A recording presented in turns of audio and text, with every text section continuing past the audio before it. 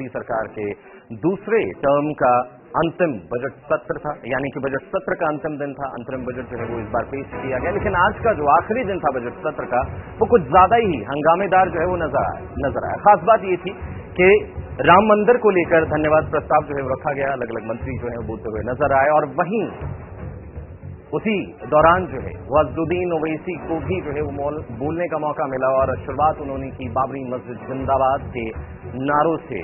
दो बार जो है वो बाबरी मस्जिद जिंदाबाद के नारे लगाए गए। मुद्दा था राम मंदिर की प्राण प्रतिष्ठा पर धन्यवाद प्रस्ताव का, यानी कि राम मंदिर के निर्माण को लेकर धन्यवाद प्रस्ताव दिया गया। आज लोकसभा में मोदी सरकार का ये बजट सत्र का आखिरी दिन रहा। तमाम गणमान्य जो वहां पर मौजूद थे, तमाम सांसद जो वहां मौजूद थे, वो अपनी अपनी जो है वो बातें रखते हुए नजर आए, जिसमें हंसराज हंस मौजूद थे। साथ ही साथ 30 मिनट तक गृह मंत्री अमित शाह भी जो है वो बोलते हुए नजर आए, और उसी दौरान जो है AIMIM के प्रमुख अज़दुद्दीन ओवैसी भी जो है वो अपनी बात रखते हुए नजर आए। लेकिन जब उन्होंने बाबरी मस्जिद जिंदाबाद के नारे लगाए, अपनी बात रखी, और जब बारी आई अमित शाह की, यानी कि गृह मंत्री के बोलने की, तो उससे पहले ही कहा जा रहा है कि वो अपनी सीट से उठे और सदन से बाहर चले गए। तो चलिए इस मुद्दे पर, यानी कि आज के इस खास दिन पर, आखिरी बजट सत्र के आखिरी दिन पर अज़दुद्दीन ओवैसी और गृह मंत्री अमित शाह ने क्या कुछ कहा, आइए वो भी सुनते हैं।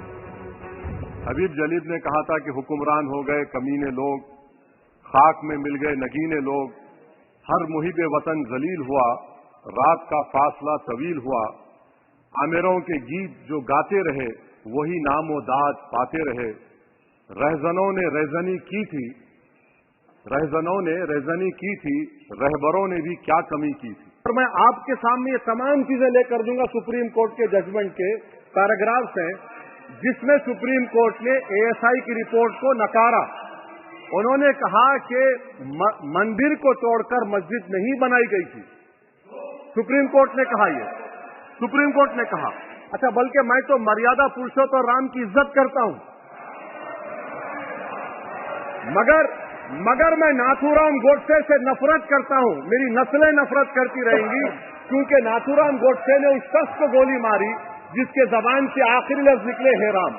यही तो मैं कह रहा हूं कि निशिकांत दुबे 47 में आजादी मिली, असदुद्दीन ओवैसी से बाबर की बात पूछ रहे हैं।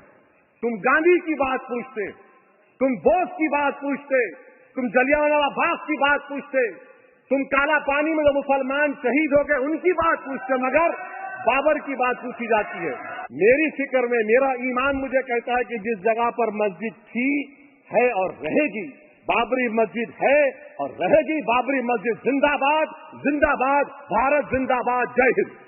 आने वाले 22 जनवरी का दिन, भले कुछ लोग कुछ भी कहे, मैं स्पष्ट रूप से देख रहा हूं 22 जनवरी का दिन 10 सहस्त्र सालों के लिए ऐतिहासिक दिन बनने वाला है। ये सबको समझकर चलना चाहिए। मान्यवर जो इतिहास को पहचानते नहीं, ऐतिहासिक पलों को पहचानते नहीं, वो अपने अस्तित्व को, अपने वजूद को कहीं न कहीं खो देते हैं।